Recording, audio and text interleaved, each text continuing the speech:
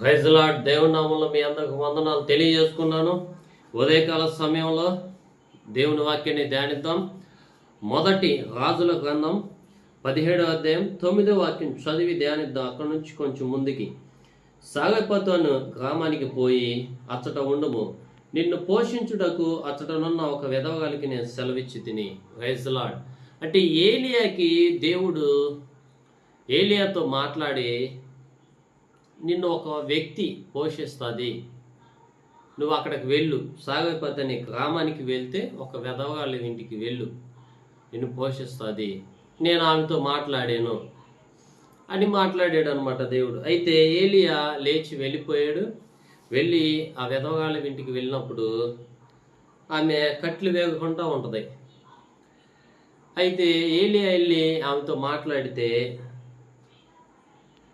అమ్మ తినడానికి ఆహారం ఏమైనా ఉందా అంటే, అయ్యా బుడ్డిలో కొంచెం నూనె, తొట్టిలో కొంచెం పిండి ఉంది, అది నేను నా కుమారుడు తిని చనిపోతాం, ఇక అంతకన్నా ఏమీ లేదు మా దగ్గర తినడానికి అని మాట్లాడిద్ది. అయితే ఏలియా అంటాడు, నువ్వు మొదట వెళ్ళి నాకు ఒక అప్పం చేసుకొని రా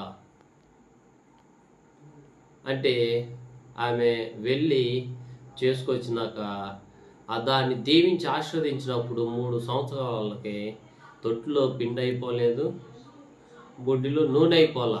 ప్రైజ్ ది లార్డ్. అంటే ఒక దైవజనుడు మన ఇంటికి వస్తున్నాడు అంటే కొంతమంది అనుకుంటారు అది దీవెన, ఆశీర్వాదమే. దేవుడు దీవించమని పంపిస్తున్నాడు, ఆశీర్వదించమని పంపిస్తున్నాడు. ఏదో ప్రతిసారి మా ఇంటికే వస్తున్నాడు దైవజనుడు, నా దగ్గరికే వస్తున్నాడు, మా ఇంటికే వస్తున్నాడు, ఈయన డబ్బుల కోసమే వస్తాడు అని అనుకుంటా ఉంటారు. ఈయన కానుకల కోసం వస్తూ ఉంటాడు, ప్రతిసారి మా ఇల్లే ఉందా అని అనుకోవచ్చు. కానీ దేవుడు ఎందుకు పంపిస్తున్నాడంటే దీవించి ఆశీర్వదించడానికే. కానీ ఇక్కడ ఒక విషయం గమనించుకుంటే, విధవగాళ్ళు నిన్ను పోషించిద్ది అంటాడు. కానీ ఇక్కడ చూసుకున్నట్లుగా అయితే దైవజనుడు దీవించి ఆశీర్వదించినప్పుడు అది సమృద్ధిగా దేవుడు ఆశీర్వదిస్తున్నాడు. అయితే దేవుని పక్షాన నిలబడ్డ ఏలియా ఆశీర్వదించి దీవించినప్పుడు ఏది కొదువు లేకుండా, తినడానికి ఏది కొరత లేకుండా చేశాడు. Praise the lord.